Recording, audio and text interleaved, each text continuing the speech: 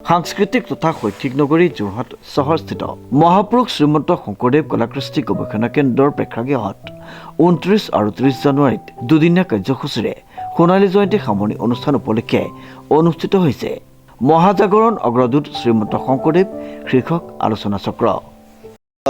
শ্ৰীমন্ত শংকৰদেৱ কলাকৃষ্টি গৱেষণা কেন্দ্ৰ যোৰহাটৰ আজি ইয়াত যিধৰণে তেওঁলোকৰ সোণালী জয়ন্তী উপলক্ষে দুদিনীয়া আলোচনা চক্ৰ কৰিছে যে কি ধৰণে আমি মহাপুৰুষ শংকৰ গুৰুজনাক ৰাষ্ট্ৰীয় পৰ্যায়ৰ লগতে আন্তঃৰাষ্ট্ৰীয় পৰ্যায়ত প্ৰচাৰ প্ৰসাৰ কৰিব পাৰোঁ। গুণী জ্ঞানী জ্যেষ্ঠযোগ্য ব্যক্তিসকল আহিছে, তেওঁলোকৰ নিজৰ মত পোষণ কৰিছে। আমিও আমাৰ সাধ্য অনুসৰি অনুভৱ অনুসৰি আমি আমাৰ মত পোষণ কৰিছোঁ। আচলতে আলোচনা চক্ৰ যদিও ইয়াত গুৰুজনাক ৰাষ্ট্ৰীয় পৰ্যায়ত মূলতঃ কি ধৰণে আগুৱাই নিব পাৰি তেওঁ কৃষ্টিত আজি সেইটো লৈ ইয়াত ব্ৰেইন ষ্টৰ্মিং ছেশ্যনৰ নিচিনা হৈছে। আমি যিহেতু বিগত 4টা বছৰ আমি সূত্ৰধাৰ শীৰ্ষক গুৰুজনাক কেন্দ্ৰ কৰি আমি ৰাষ্ট্ৰীয় পৰ্যায়ত কাম কৰি আছোঁ।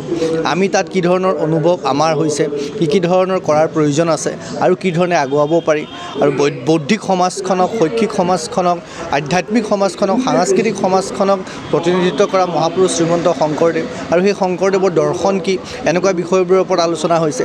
আমি যেতিয়া কৈছোঁ সাংস্কৃতিক ৰাষ্ট্ৰবাদ, যি বৃহৎ ৰাজনৈতিক দলটোৰ এটা দৰ্শন, ৰাজনৈতিক দৰ্শন, সেই দৰ্শন মূলতঃ মহাপুৰুষ শ্ৰীমন্ত শংকৰ গুৰুজনাৰ, যে এই কথাবোৰ কেনেকৈ প্ৰতিষ্ঠা কৰাব পৰা যাব, এই বিষয়বোৰ আলোচনা হৈছে। শংকৰ গুৰুজনাৰ ওপৰত এক্সক্লুচিভ আমি BA MA ব্যৱস্থা কৰিব পাৰোঁ নে নোৱাৰোঁ, যদি পাৰোঁ কেনেকৈ পাৰোঁ।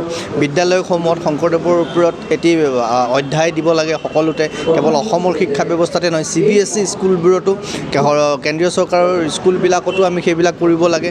তাৰ ওপৰত এক আলোকপাত হৈছে আৰু শেহতীয়াকৈ আমাৰ যি পৰিৱেশ এটা হৈছে যে শংকৰদেৱক কেন্দ্ৰ কৰি সেই কথাবিলাকো যাতে কেনেকৈ নোহোৱা কৰিব পাৰি, সামগ্ৰিকভাৱে শংকৰ গুৰুজনাক মানৱ কল্যাণৰ, জগত কল্যাণৰ সেই শ্ৰেষ্ঠ দাৰ্শনিকজন হিচাপে আমি কেনেকৈ প্ৰতিষ্ঠা কৰিব পাৰোঁ তাৰ ওপৰত আলোকপাত কৰি থকা হৈছে। আমাৰ এইখন শংকৰ মাধৱৰ দেশ, ইয়াত শংকৰ আজান বুলিব লগা কোনো কথা নাই। আমি আগৰে পৰাই এই কথাটো নস্যাৎ কৰি আহিছোঁ। তাৰমানে এইটো নহয় যে আমি আজান ফকীৰক তিৰস্কাৰ কৰিছোঁ বা আজান ফকীৰক অৱমাননা কৰিছোঁ। আজান ফকীৰ ইয়ালৈ আহিছে, তেওঁ এটা ইছলামিক চিন্তা ইয়াত প্ৰচাৰ কৰিছে।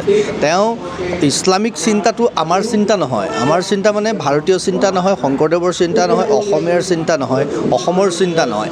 আহিছে আৰু আমি ভূপেন দাই কোৱা নিচিনা মিলিবও লাগিব, মিলাবও লাগিব। আমি মিলিবলৈ চেষ্টা কৰিছোঁ, কিন্তু মিলিবলৈ চেষ্টা কৰোঁতে বা তেওঁলোকে মিলাবলৈ গৈ পেলাই যিধৰণে আগ্ৰাসী মনোভাৱ লৈ আমাৰ গুৰুজনাক নষ্ট কৰাৰ প্ৰক্ৰিয়া কৰিছে। আগতে শংকৰ মাধৱক অঁতৰাই শংকৰ আজান বুলি ক'লে আমাৰ গ্লৰিফাই নহয়, আমাৰ লিগেচিটো তাত নোলায়। শংকৰ মাধৱত যিটো লিগেচি, যিটো আইডেণ্টিটি আমাৰ আছে, শংকৰ আজানত আমাৰ সেই আইডেণ্টিটিটো, সেই লিগেচিটো, সেই ঐতিহ্যটো প্ৰকাশ নাপায়।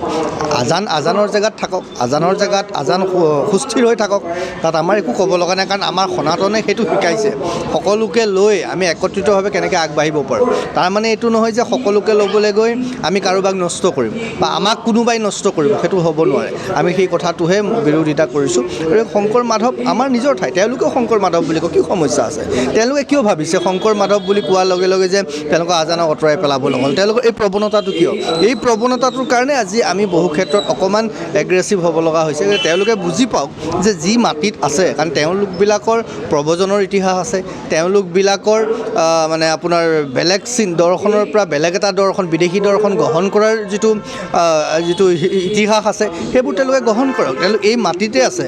ইয়াৰে 95% মানে নিজৰ ধৰ্ম এৰি পেলাই আগত তেওঁলোকৰ সনাতন পৰম্পৰাৰ পৰা আঁতৰি আহি তেওঁলোকে ইছলাম ধৰ্ম লৈছে। গতিকে তেওঁলোকে মূলটোত থাকক, মূলটোত থাকি পেলাই তেওঁলোকে ইয়াত বন্দনা কৰক, তেওঁলোকেও নিজৰ কামবোৰ কৰি থাকে। সেইটোহে কৈছোঁ। সেইটো বুজি নোপোৱাৰ কাৰণেই চাগে বেমেজালিটো হৈছে, আৰু বহুতে ৰাজনৈতিকভাৱেও কাৰোবাক বুজিবলৈ দিয়া নাই। গতিকে সেইটো দুখৰ, মানে আমাৰ কাৰণে বৰ পৰিতাপৰ কথা হৈছে। প্ৰতিটো বিষয়ত যদি আমি ৰাজনীতিক সীমাৰ ভিতৰত চাওঁ, তেতিয়াহ'লে কিন্তু ক'ৰবাত আমি মানৱ সভ্যতা, মানৱ ধৰ্ম বুলি মুখেৰে ক'বলৈহে থাকিব, বাকী কাৰ্যক্ষেত্ৰত আমি একো কৰিব নোৱাৰিম। শ্ৰীমন্ত মাধৱ বৰুৱাৰ ৰিপৰ্ট, নিউজ নাও।